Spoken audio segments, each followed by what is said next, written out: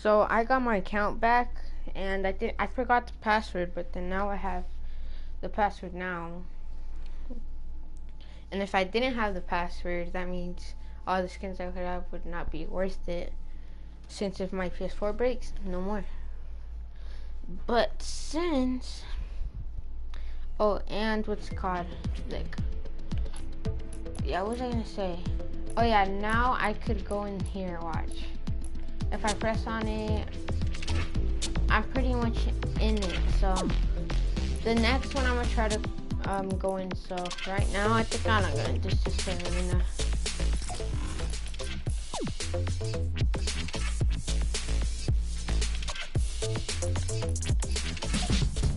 And I got boogies now. Yeah. Hey, hey.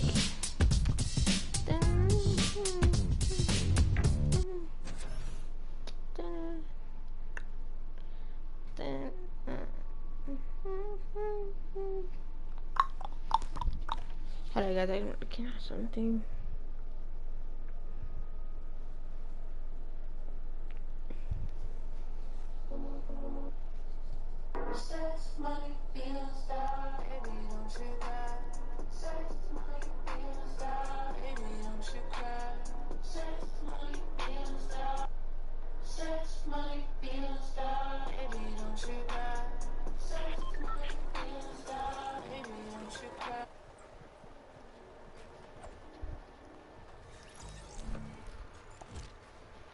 Alright. What's up? What's up then? Bro, I want that pickaxe so bad.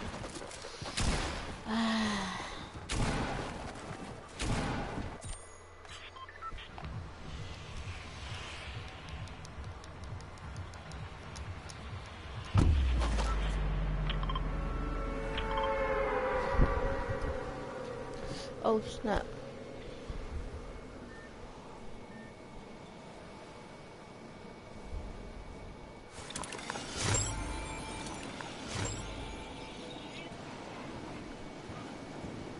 That's possible. Oh, I could have done that. Ooh. I feel like I'm forgetting something for some reason.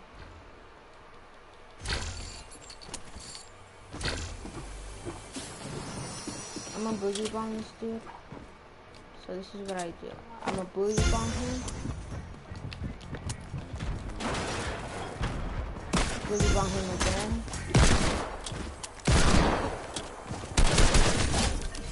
Kill him. Wait for this dude. I hate this dude, bruh.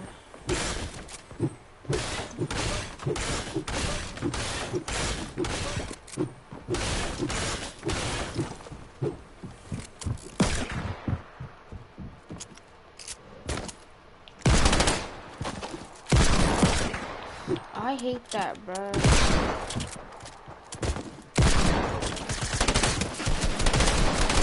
I'm not trying to die. I'm not trying to die. I'm not trying to die.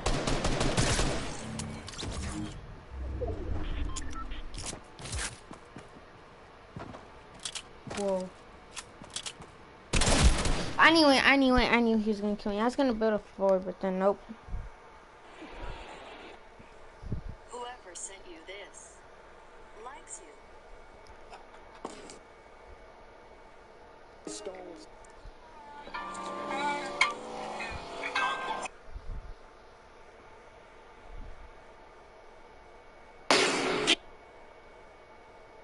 I did not kick you aside. I asked for space, and you couldn't respect that in the slightest. You flipped out. It's like you need me, and if I'm not with you all the time, you're gonna fall apart. It is exhausting being with someone who is so fucking needy. I did not kick you aside. I asked for space, and you couldn't respect that in the slightest. You flipped out.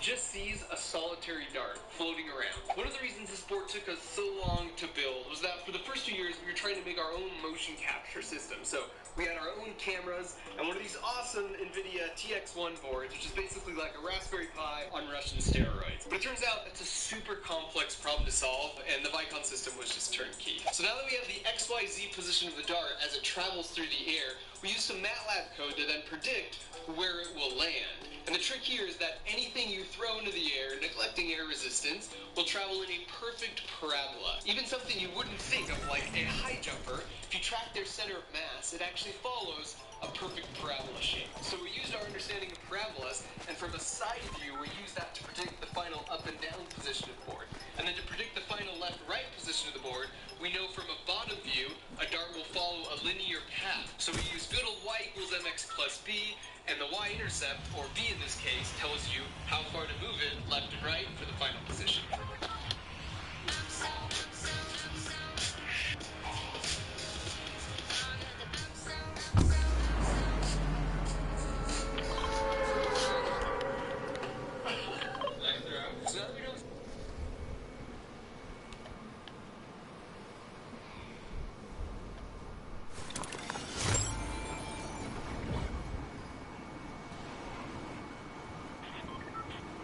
It's probably not gonna happen right now, but each time I go to that spot, there's always a blue shaft in there. And I'm not gonna be able to find a gun, am I? Man, I miss this house so much. I miss this. I used to go Juicy Gulf was like my favorite place. I'm gonna get a shield pop. George, I got a great idea with this, bro.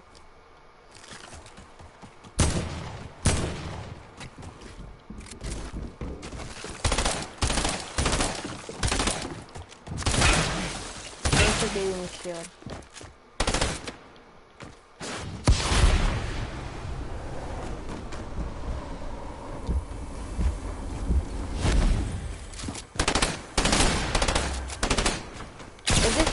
Kill me, he's trash, bruh. I had 5 HP. I would have built a stairs, but for some reason I don't feel like it. I feel like Exactly where to move, let's talk about how we actually do it. So the board itself is on 2 linear sliders, which allows it to translate to any specific location. So that provides the track on where to move, but the engine would be these 6 stepper motors you can see from the front. Each motor has a spool and then some fishing line, and they all attach to the center of the back of the board right here. Once we have the predicted bullseye spot, the computer does the trigonometry and then sends the commands over here to the motors. So we move to the left and refine. In general, we found if you're really drunk, you get so pumped at your new abilities, if not slightly confused. I used to suck at dark. In ways it occurs, but when I get an idea like this, I can't not do it, even if it takes me 3 years and is a terrible financial decision. So I want to give a huge thanks to the cool people at DollarShaveClub.com. I don't really feel that comfortable with the whole Patreon thing, so if you think this is cool and you want to see more stuff like it in the future, you should go check them out. I've been a fan of what they do from the beginning, and not only does it save you time and money, but I personally prefer their razors over the overpriced, monopolized options you find in the store. So if you go to DollarShaveClub.com/MarkRover or use the link in the description, it's $1 with free shipping for the first month and a couple bucks a month after that. And as you would expect from cool people, there's no hidden fees, no commitments, and you can cancel anytime. I genuinely appreciate the support, and as always, thanks for watching.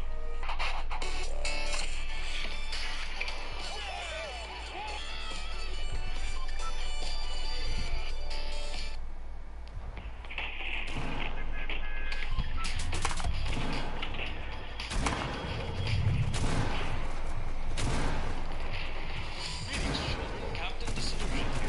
Today I thought we'd slow things down, talk about, whoa, what the hell is that? It's some sort of alien craft floating in the distance. Is that real?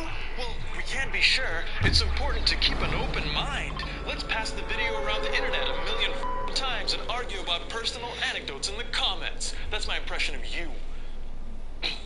I'm sorry. It's just the end of the year and I'm a little jumpy. Thank you, Zaphroid. Back to your pen. Back. Good boy. Believe it or not, video views are a limited resource. When you're watching something stupid, you're not watching something cool. And you've only got 28,000 days of an average human lifespan to watch everything you're ever gonna see. So why do over 700,000 of you choose to waste them on watching this? A video called Huge UFO over India filmed from airplane window shows a UFO filmed from an airplane window. It's not shaped like a flying saucer because that's just what they want you to think. And after floating peacefully for a few seconds, it descends and disappears under the canopy of clouds. When I first saw this video, my reaction was something like, and when I saw the view count, Damn, he really died right in the stuff. comments, I Bro, saw I something that hate made me this go, game so much, bro. most people don't actually seem to believe the video is real. But their explanation for what they're seeing usually comes down to 3 letters. CGI.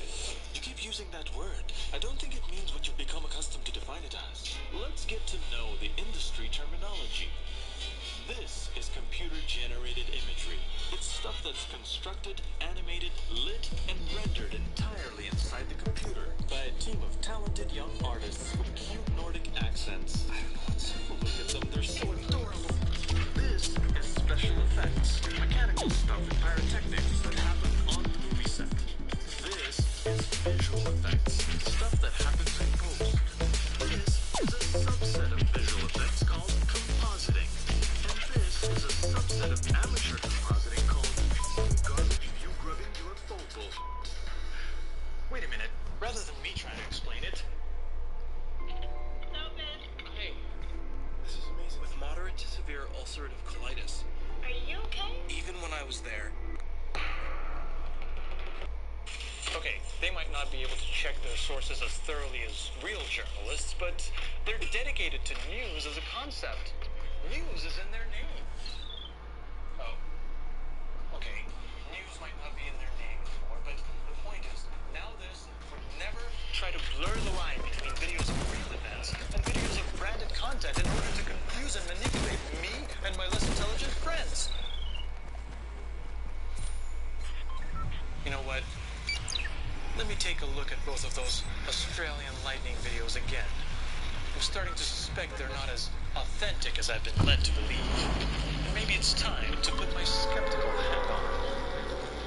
It's true that lightning is a very common weather hazard in Australia, and it's not unreasonable for 1 or 2 up-close strikes to be caught on video these days.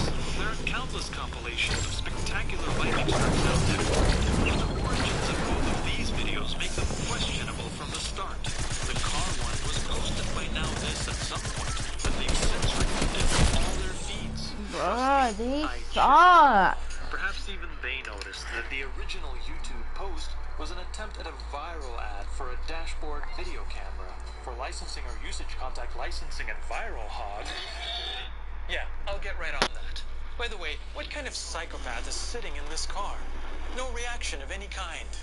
I'm a pretty calm guy myself, but lightning once struck about 15 feet away from me, and even though I was separated from it by a window, believe me when I say, I didn't stay still or quiet. Like the car video, the beach video seems to have been posted by some unknown third party. Why are all these personal home videos of amazing things always posted by someone else? Wouldn't the owner have the motive and opportunity to post it themselves? There's ads on the video and it just passed 10 million views. The couple could have made like $7 for the boyfriend's speech therapy. Speaking of which, we've all thoroughly enjoyed his hilarious reaction after the lightning strike. Oh my God, baby, the bloody lightning just missed you. But just listen to him at the beginning. Hey baby, slide out, wait for me. Oh wow, it's pretty rocky here, hey. Hey, slide down on the rocks, baby, it's dangerous in there. Nice foreshadowing. Who wrote this? Joe Esterhaus? I know. All of this is purely circumstantial. Everything I said could be true, and that still doesn't prove that these videos are fake, does it? You need clear, observable, smoking phaser evidence of digital trickery, don't you? I can do that. The return stroke of a cloud-to-ground lightning is very bright. It can illuminate an entire zip code from miles away.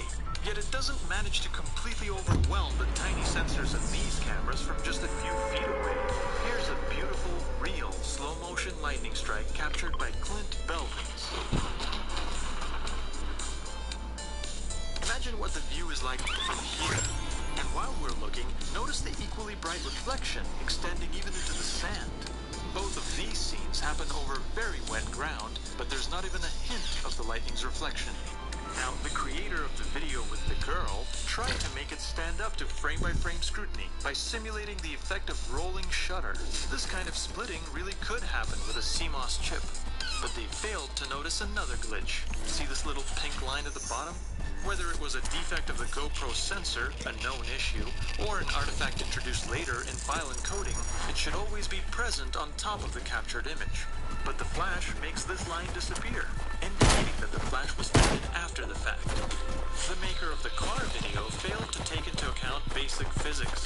The deafening air vibrations of the up-close thunderclap are enough to shake the car in which the camera is mounted, but apparently not enough to disturb the suspended wire located much closer to the impact. I guess that's not as easy to think off-the-shelf components and stock lens elements. Let's see. The video profiles optical flares per set, an enhanced motion graphics suite, and function essentials too.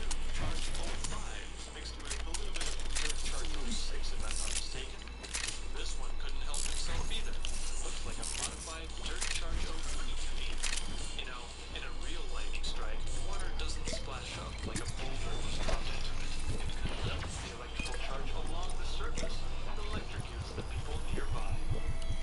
So what really happened in these videos? Were they completely staged or just less impressive real events embellished to turn them into viral sensations?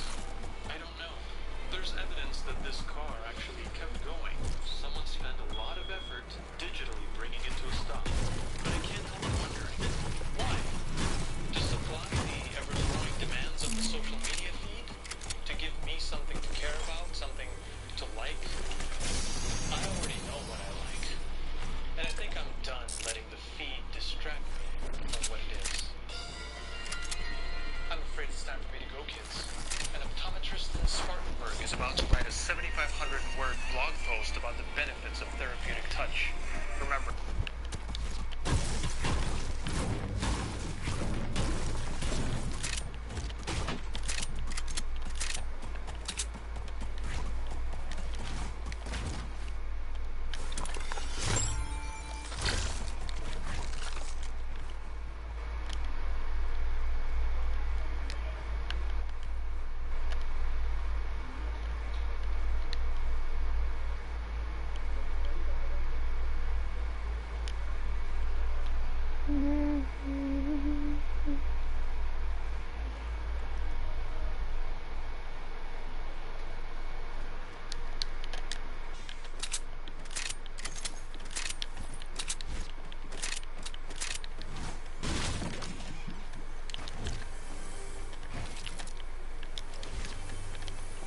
my head hurt. Not my head hurt, but my eye hurt.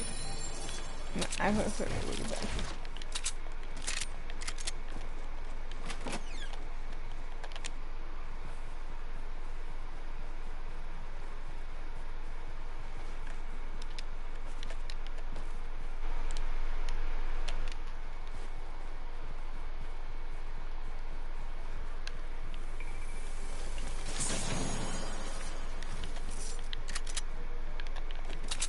But